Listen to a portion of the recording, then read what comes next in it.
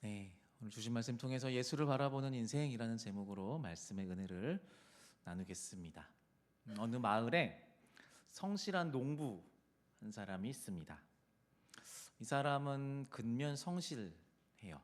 열심히 일합니다. 그런데 저는 농사를 안 져봐서 모르지만 농사라는 게 내가 열심히 한다고 언제나 그 결과물을 풍족히 거두는 거는 아니죠.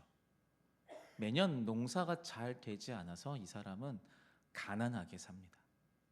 하루는 지나가던 한 현자가 이 농부에게 무엇이든 내가 한 가지 소원을 들어줄 테니 말해보시오. 농부는 잠시 고민하다가 이렇게 말했습니다. 저는 우리 가족과 행복하게 잘 살고 싶습니다. 그러려면은 제가 농부인데 이 밭에 농사가 잘 돼야 합니다. 그러니까 이 밭에 매년 풍성한 곡식이 좀 자라게 해주십시오. 이렇게 소원을 빌었어요. 현자는 농부의 소원을 들어주었고요. 다음 해부터 농부의 밭에서는 놀랍게 또 엄청나게 많은 곡식이 자라나기 시작했습니다. 농부는 곡식을 팔아서 많은 돈을 벌게 되었고요. 가족들과 행복하게 잘 살게 되었습니다. 그런데요, 해가 갈수록 농사는 계속 잘 되었고요. 욕심이 생겨서 조금 더 많은 곡식이 있으면 좋겠다라는 생각을 합니다. 밭을 확장해 나갑니다. 땅을 사고요. 사람들을 사서 밭을 넓게 만들고 바쁘게 사람들을 고용해서 하루하루 바쁜 일상을 보냅니다. 시간이 지나면서 이 농부는 너무 바빠져서 가족과 시간을 보내지 못하게 되었고 부자이긴 하지만 가족들과 멀어지게 됩니다. 어느 날 농부는 깨닫게 됩니다. 내가 원했던 게 돈이 아니라 가족들과의 행복이었는데, 그는 소원을 성취했지만 진짜 행복을 잃어버렸습니다. 진짜 있는 사람의 이야기는 아닙니다. 네, 소원 성취에 관한 예화입니다. 어렵지 않은 내용이죠. 그리고 교훈도 뭔지 좀 명확합니다. 소원이 이루어진다고 그게 내 진짜 필요를 채우는 게 아니다라는 교훈이죠. 여러분들에게는 어떤 소원이 있으신가요? 네, 여러분들이요. 어떤 소원이 있으신가요? 혹시 마음속으로 내 소원은 통일 이러신 분 계신가요? 그럴 수 있죠. 건강을 위한 소원이 있을 수도 있고요. 또 경제 상황이 좀 더 나아지기 위한 소원도 있을 수 있고요. 관계가 조금 좋아지기를 바라는 소원이 있을 수도 있습니다. 어찌 됐든 간에 이제 종교라는 테두리 안에서 절대자가 있음을 인식하고 그 절대자에게 기댄다라는 것은 곧 내 소원과 갈망 이런 것과 좀 연관되어 있는 것 같습니다.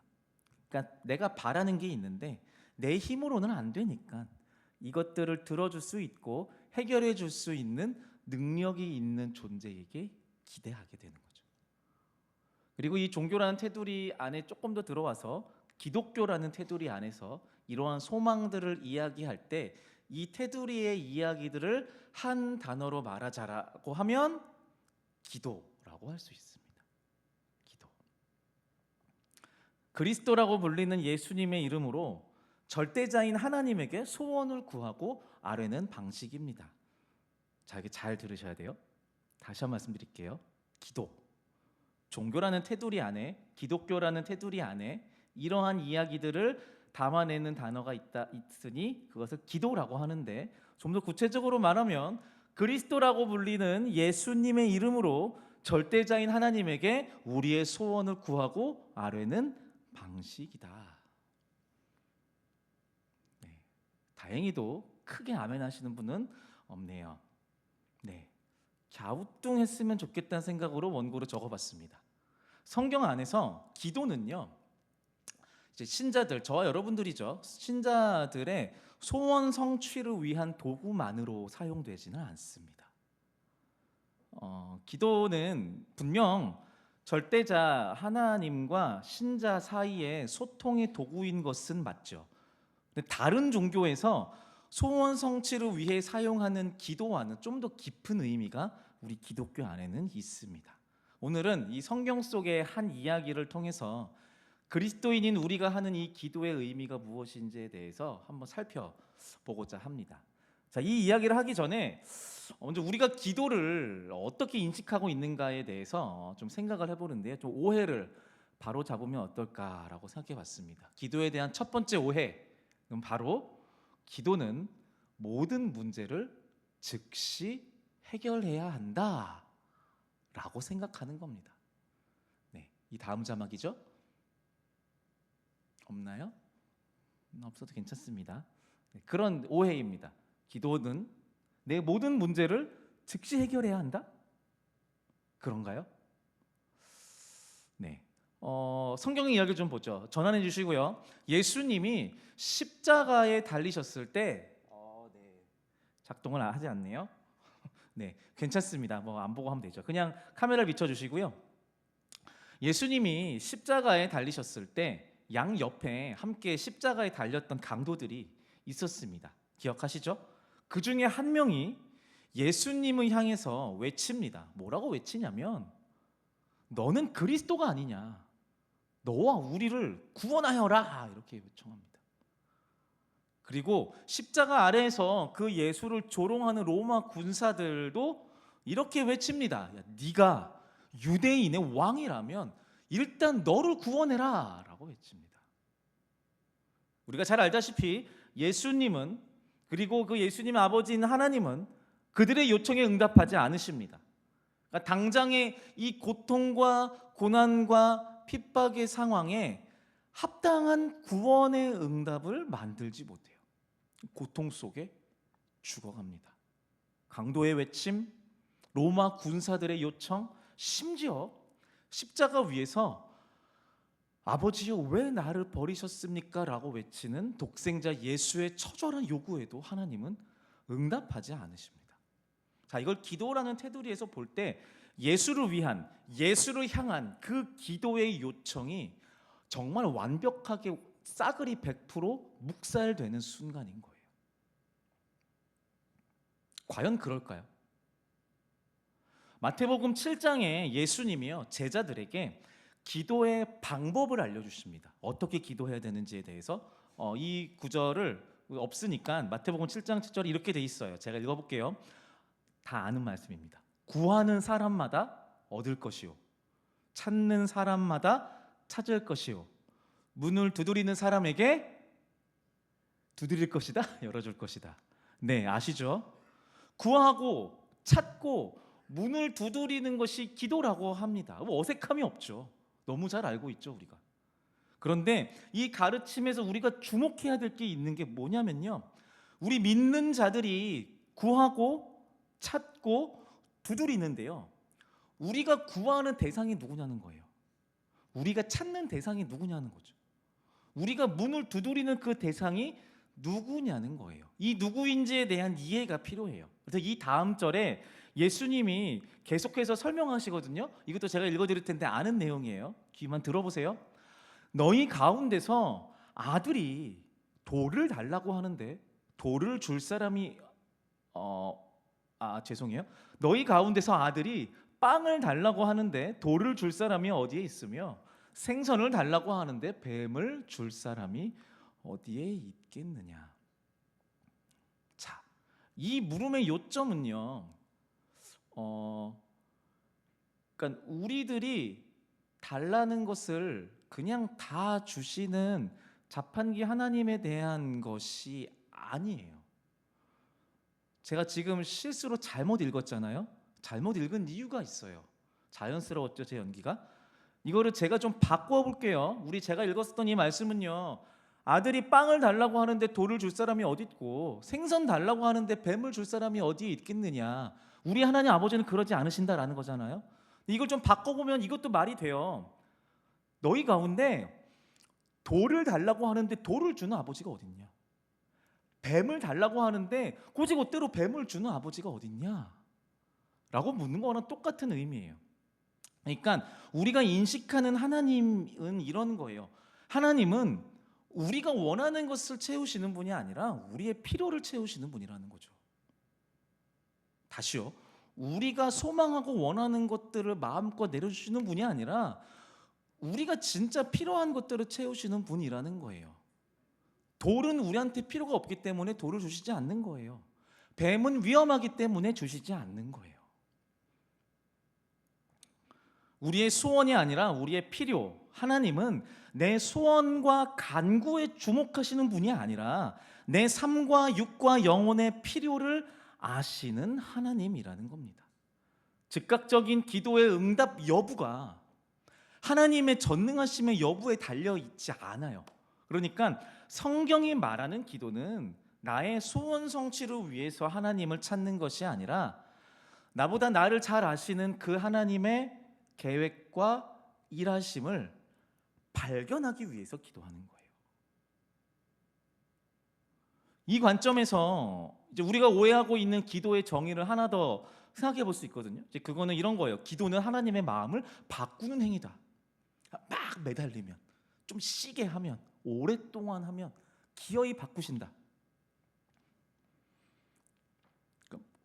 전혀 줄 생각이 없고 응답할 마음이 없는 절대자를 향해서 강하게 몰아붙이고 내가 배수의 진을 쳐서 기도하면서 내가 기어이 저 절대자의 마음을 바꿔서 내 기도에 응답하도록 만들어내겠다 처럼 보일 수 있는 거죠. 오해입니다. 기도는 이런 방식으로 응답되지 않아요.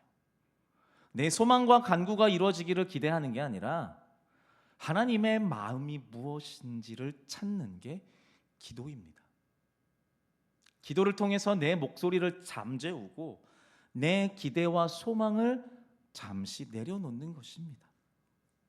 확성기를 들고 내 소리가 좀 크게 들리게 하려고 애쓰는 게 기도가 아니라 나를 향한 하나님의 마음이 어떠한지를 보고 듣고 알기 위해서 하나님과의 그 마음을 맞춰가는 과정이 기도예요.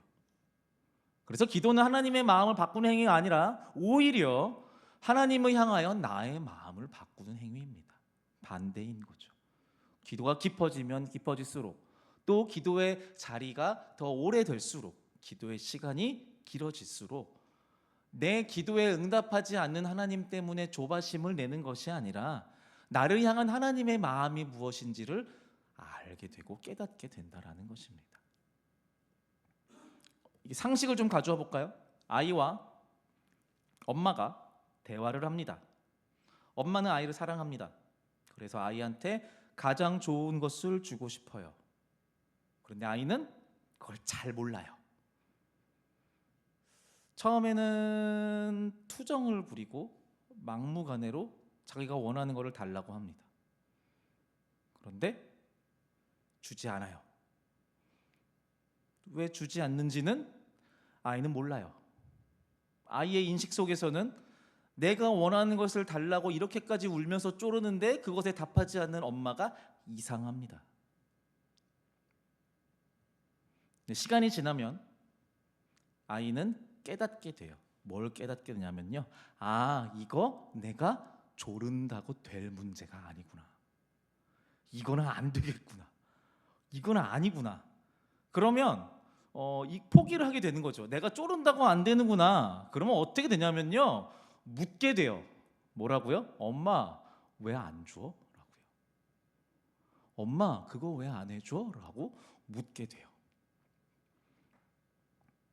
그리고 그러면 이거 안 줄 거면 나한테 뭐 줄 거예요? 이거 안 해주면 내가 뭘 할 수 있는데요? 나한테 뭐 해줄 건데요? 라고 묻게 되는 거예요. 이게 상식 안에 지금 얘기를 했는데요. 이게 우리가 하나님과 하는 대화인 기도의 방식이어야 되는 거예요. 이 대화에 되게 중요한 게 있어요. 그게 뭐냐면요. 관계입니다. 그러니까 이 대화가 가능했던 이유는 아이와 엄마가 부모 자식 간의 관계이기 때문이에요. 이 안에 아주 많은 신뢰와 시간과 사랑이 보장되어 있는 관계이죠. 아이는 아무 어른이나 붙잡고 그렇게 쪼르지 않아요. 네. 이게 있으니까 그 신뢰 관계, 내 엄마라는 보장되어 있는 그 안전한 안전망의 그 관계가 보장되어 있으니까 그렇게 할 수 있는 겁니다. 마찬가지입니다. 기도를 하는 나와 기도를 들으시는 하나님 사이에 관계가 어떠한지를 알아야 하나님을 향하여 나의 마음을 바꿀 수 있는 겁니다.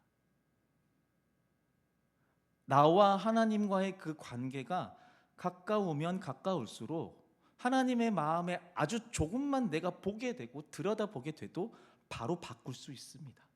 그런데 나는 사실 하나님 별로 믿지 않아. 나는 사실 하나님 알고는 있는데 그렇게 신뢰하지 않아. 이런 마음으로 하나님 나랑 별 관계가 없는 분이야. 이런 마음으로 하나님께 뭔가를 기대하면서 기도하게 된다면 실망만 할 겁니다. 내 뜻에 따르지 않는 하나님 때문에 좌절하겠죠. 이러한 관계가 건강하게 형성될 수 있는 유일한 방법은 시간밖에 없습니다. 늘 하나님을 생각하고 묵상하는 것입니다. 이런 것들을 통해서 우리는 하나님께 기도를 하면서 하나님께서 나에게 어떠한 마음을 가졌는지를 알기 위해서 하나님과의 더 시간을 보내고 예수님께서 성경 속에서 하신 그 말씀들이 나한테 하신 말씀임을 믿고 그것들을 묵상하고 그렇게 우리가 예수님과 함께 시간들을 보내는 것입니다. 우리에게 주신 그 텍스트인 성경을 통해서 또 말씀을 통해서 나와 함께 하기를 원하시는 그 하나님과 계속해서 시간을 보내는 것입니다. 그렇게 가까워지게 되면 우리의 기도에 응답하시는 더 많이 응답하신 하나님을 만나는 것이 아니라 내 생각보다 훨씬 더 나한테 관심이 있으신 하나님을 만나게 되는 겁니다. 내 생각보다 훨씬 더 내 필요를 아시는 하나님을 만나게 되는 겁니다. 우리의 기도는 우리의 아버지 되시는 하나님을 향하여 감정과 상황을, 그러니까 마음을 쏟아내는 솔직한 대화이고요. 나의 소원 성취를 위함이 아니라 하나님의 뜻을 찾고 맞추기 위함이라는 겁니다. 자, 이게 우리가 알고 있어야 되는, 우리가 매번 하는 그 기도의 기본 전제예요. 자, 이게 우리 안에 좀 자리 잡고 있으면 성경 속에 나타나는 기도로 표현되는 수많은 이야기들이 이전과는 좀 다르게 다가올 수 있습니다. 자, 이 관점을 가지고 이제 본문의 이야기를 한번 살펴보겠습니다. 이제 성경 본문 보내요. 설교가 언제 끝나려고 걱정하지 마세요. 그렇게 오래 걸리지 않습니다. 자, 오늘 함께 본문 읽었었던 요한복음의 말씀은요, 38년 동안 일어서지 못했던 어떤 병자에 대한 이야기예요. 자, 이 병자는요 회복됩니다. 어떻게요? 예수님의 고치심으로 회복됩니다. 이 능력은 예수 그리스도를 통한 능력이에요. 이 사람은 38년 동안 이제 일어서지 못했다고 하잖아요. 몇 살인지 모르겠는데 38년 동안 일어나 본 적이 없어요. 불편했겠죠. 불편한 정도가 아니라 일상생활이 완전히 다 무너지고 내 주변의 가족들과 사람들이 걷는 것들을 보면서 그렇게 되고 싶어서 정말 많은 노력들을 했을 거예요. 경험적으로, 관계적으로, 신앙적으로 자신의 모든 지식과 능력을 총동원해서 낫고 싶었을 겁니다. 낫기를 원했을 겁니다. 그가 갖고 있는 신앙 지식과 그 경험들을 토대로 하나님으로부터 오는 어떤 회복을 구했을 것입니다. 모든 노력을 총동원해서요. 우리는 이것을 기도라고 불러요. 이 사람은요 38년 동안 자기의 병 고침을 위해서 기도한 사람이에요. 이 사람은 자신의 그 38년이 걸린 기도의 응답으로서 지금 눈앞에 회복을 가져다 주시는 예수님을 목도하고 있습니다. 응답받은 거예요. 38년이라는 긴 시간이 흘렀습니다. 왜 이렇게 오랜 시간이 흘렀는가 알 수 없어요. 혹시 내 기도가 좀 부족했나? 내 노력이 부족했나? 내 기도의 모양과 방법이 틀렸었나? 내가 다른 것들을 구했나? 온갖 생각이 들었겠죠. 그동안요. 38년 동안. 그런데 괜찮아요. 지금 그는 드디어 회복을 누리게 됩니다. 예수님이 치유하세요. 오랫동안 기도한 응답을 지금 받게 되는 겁니다. 자, 그런데 이 장면을 보면서 이제 한 가지 의문이 좀 들었어요. 이게 이제 38년 동안 이렇게 모든 노력들을 하다가 잘 되지 않았고, 지금 이 양문이라고 하는 성전의 한 문 앞에, 우물가 앞에 일어서지 못해서 쪼그려 앉아 있는 거거든요. 되게 오랫동안 그 자리에 있었는데 예수님이 와서 치료해 주신 거거든요. 자, 그러면요, 이 사람의 병 고침은 언제 이루어졌을까요? 구체적으로, 그러니까 예수님이 이 예루살렘 성전에 딱 들어왔을 때 고쳐졌을까요? 아니면 예수님에게 말을 건넸을 때 이 사람이? 아니면 예수님이 이렇게 있다가 이 사람을 딱 쳐다봤는 그 순간, 그때 고쳐졌을까요? 제 궁금증이 너무 이상한가요? 뭘 그런 걸 궁금해. 고쳐졌으면 됐지, 이런가요? 뭐 이거 알 방법은 없어요.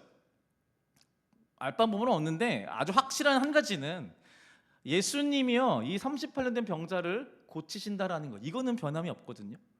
그런데 이 사실에는 어떠한 필요 충분 조건이 없어요. 무슨 말이냐면, 이 오랫동안 신음했었던 이 병자의 기도가 얼마나 깊었는지, 또 진실했는지, 그동안 어떤 선행을 쌓았고 어떤 단어로 기도했는지, 어떤 방식으로 하나님의 마음을 감동시키는 삶을 살았는지 기록되어 있지 않아요. 기록되어 있지 않다라는 것은 중요하지 않다는 거예요. 이런 것과 전혀 상관이 없습니다. 예수님은 지금 이 병자의 기도에 응답하세요. 더 정확히 말하면 이 병자의 가장 큰 소원을 공감하시고 치유하세요.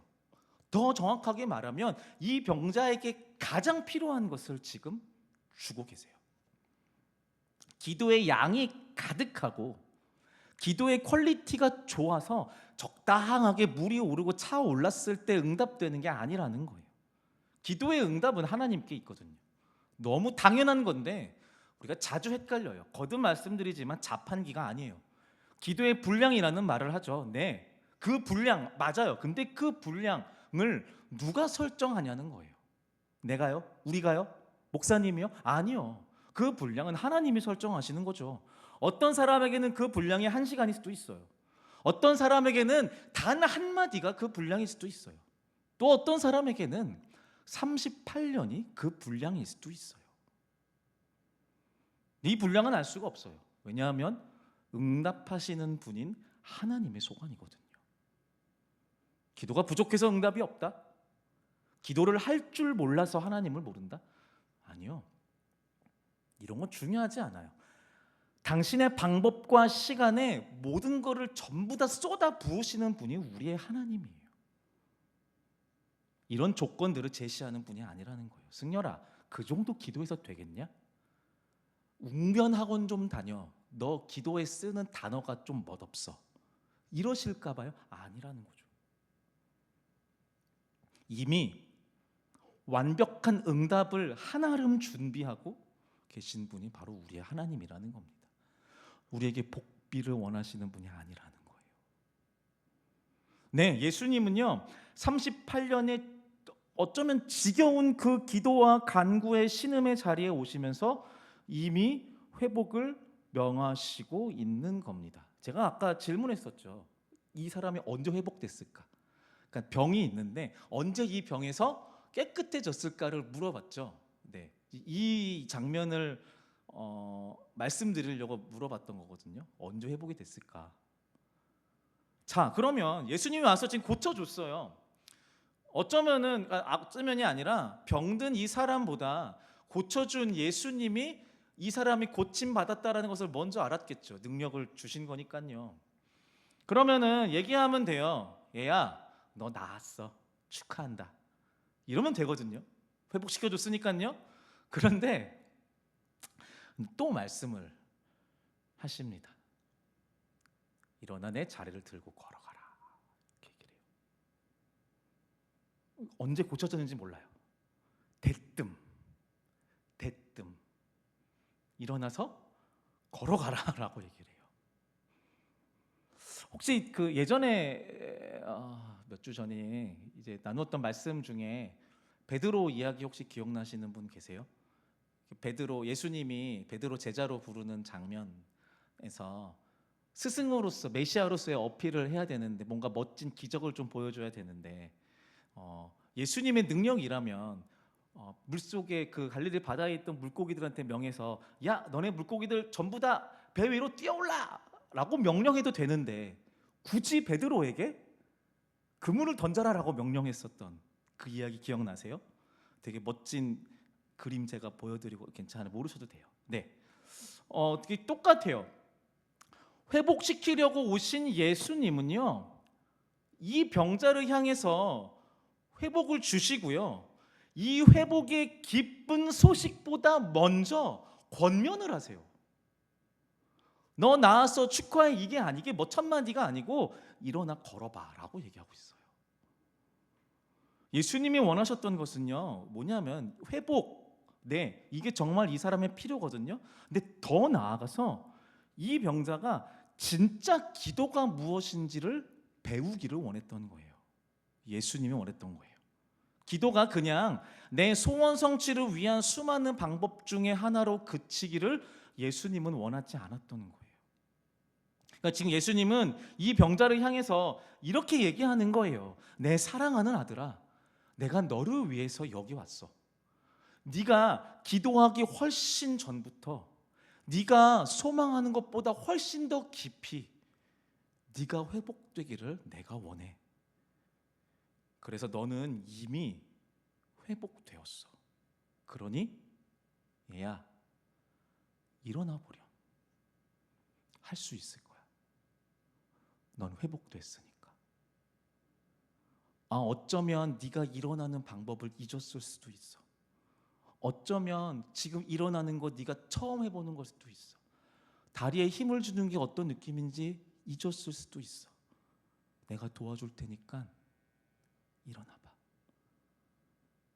얘야, 일어나는 건 네가 해야 하는 일이야. 이거예요. 너는 이제 고쳐졌다라는 회복의 선포가 아니라 일어나 걸어라 라는 권면이 등장한 이유예요. 예수님은 이걸 가르치시고 싶었던 거예요. 기도라는 것은 모든 환난과 고통과 치열한 싸움에서 완벽하게 승리하신 예수님의 그 승리를 우리가 싸우는 거예요. 승리한 싸움을 우리가 싸우는 거예요. 이미 예수님께서 종결시킨 싸움이요, 이미 완성시켜서 완벽하게 만들어 놓은 기적, 그걸 믿고 와, 이게 될까라는 수많은 현실적인 의식들과 싸워서 하나님이 이미 완성시킨 승리를 누리는 게 기도라는 것을 가르쳐 주고 싶었던 거예요. 가만히 앉아서 풍성한 복비를 지참하고 그거 지불하면 저절로 이루어지는 것이 기도가 아니라 믿음을 갖고 내 한 발자국을 떼는 것. 그래서 한 번도 해보지 않았던 그 믿음의 한 걸음을 걸어보는 것. 38년 동안 한 번도 시도해보지 않았던 일어서는 시도를 해보는 것이 기도라고 예수님은 그걸 가르쳐주고 싶었던 거예요. 그래서 권면하시는 겁니다. 해보라는 거예요. 38년 동안 의심해온 이 병자가 자신이 했던 수많은 기도의 고백들이 결국 이루어지게 되었다는 사실을 본인 스스로 의심하지 않도록 믿고 기다려주시고 초청까지 하시는 거예요. 얘야, 너는 틀리지 않았어. 좀 오래 걸렸지? 괜찮아. 너는 한 번도 버림받은 적이 없어. 너는 내 완벽한 피조물이고 내 아들이야. 나는 너를 위해 이 과정과 결과를 이미 완벽하게 내가 종결시켰어. 너는 패배와 두려움 근처도 가지 않을 거야. 내가 다 이겼으니까. 그러니 의심하지 말고 두려워하지 말고 믿음으로 일어나 보렴 하는 거예요.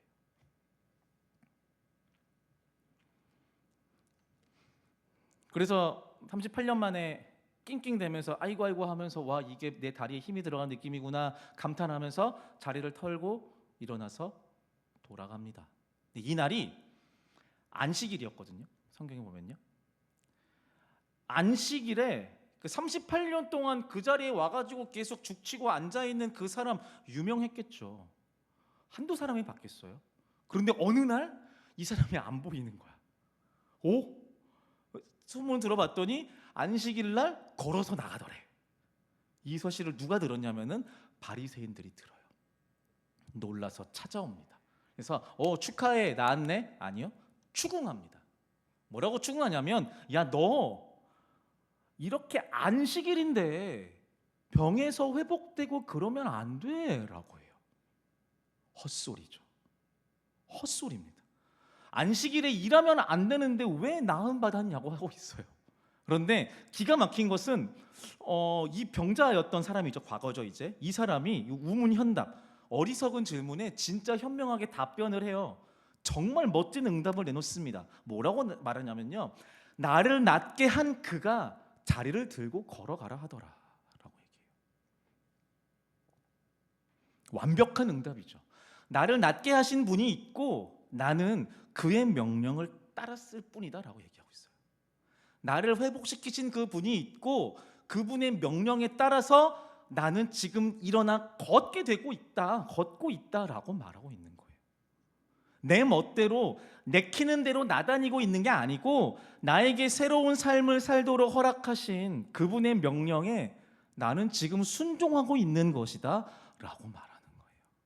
여러분, 이게 기도하는 자의 삶의 방식입니다. 이렇게 사는 거예요.